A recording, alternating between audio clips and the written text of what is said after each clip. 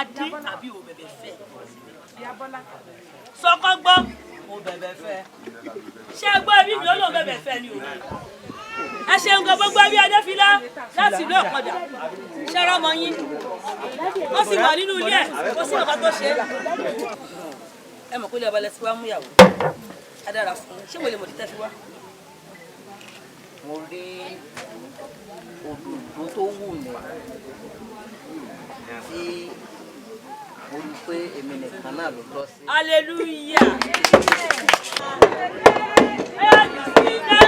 Let the Lord has made, we rejoice and be glad in it. This is the day that the Lord has made.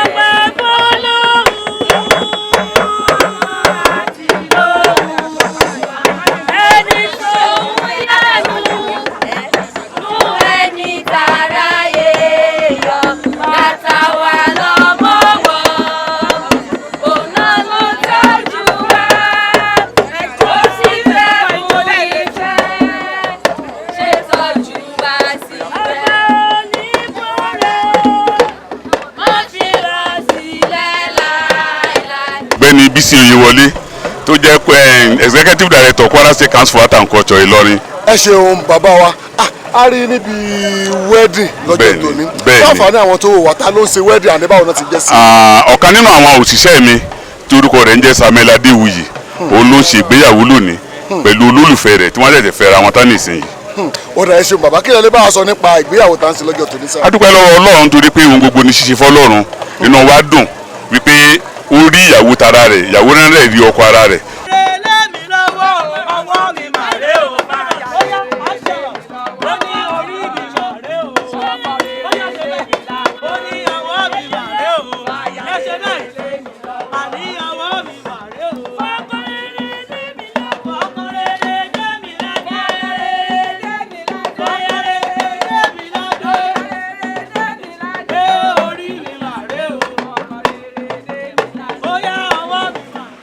gbogbo ẹ̀ tó wà níbí láti ṣẹlẹ́rìí mi èmi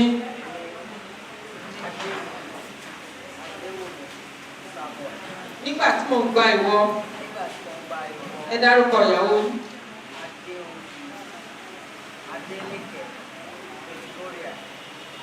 ní aya mi lórúkọ ti bàbá àti ti ọmọ àti tẹ̀mí mímọ́. Nígbà tí mo ń gba ìwọ ẹ sọ̀rọ̀ sókè o ní ọkọ mi lórúkọ ti bàbá àti ti ọmọ àti tẹ̀mí mímọ́. Hallelujah. Praise the Lord.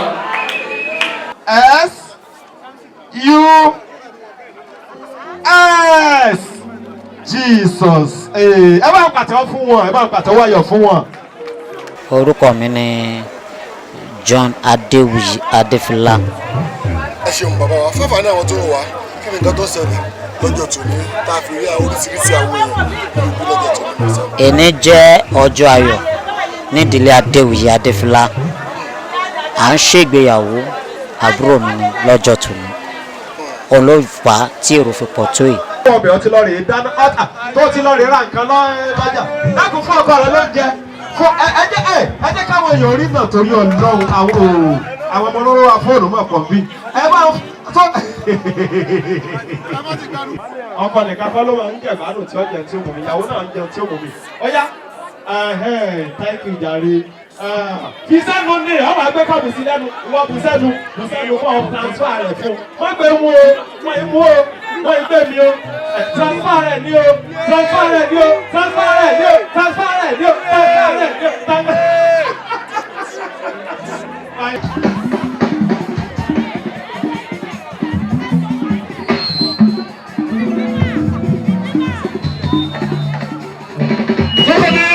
Ẹ ti wọnú ogún.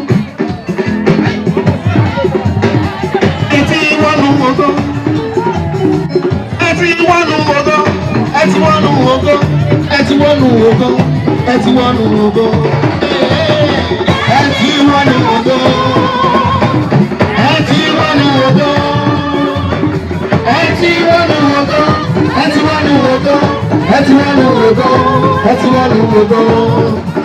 orúkọ mi ni Pastor John Tayo Aboyeji.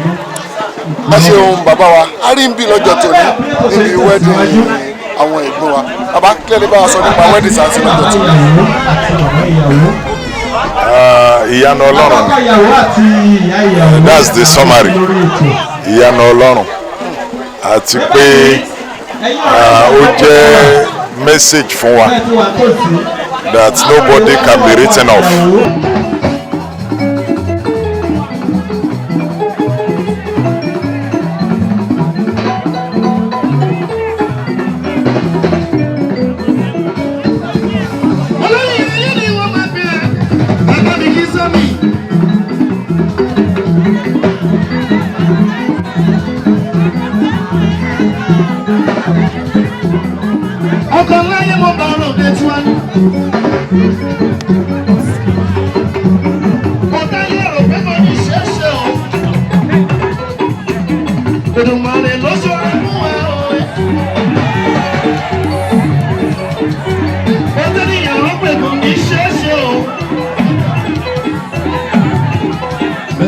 orúkọ mi ni Adéwùmí Samuel. fáfáà náà àwọn tó ń wò wá bàbá kí ni nǹkan tó ṣẹlẹ̀ ní lọ́jọ́ tòní. èní jẹ́ ọjọ́ alárinrin ọjọ́ tó lógo pàápàá jùlọ nínú ayé mi èní jẹ́ ọjọ́ ìgbéyàwó mi.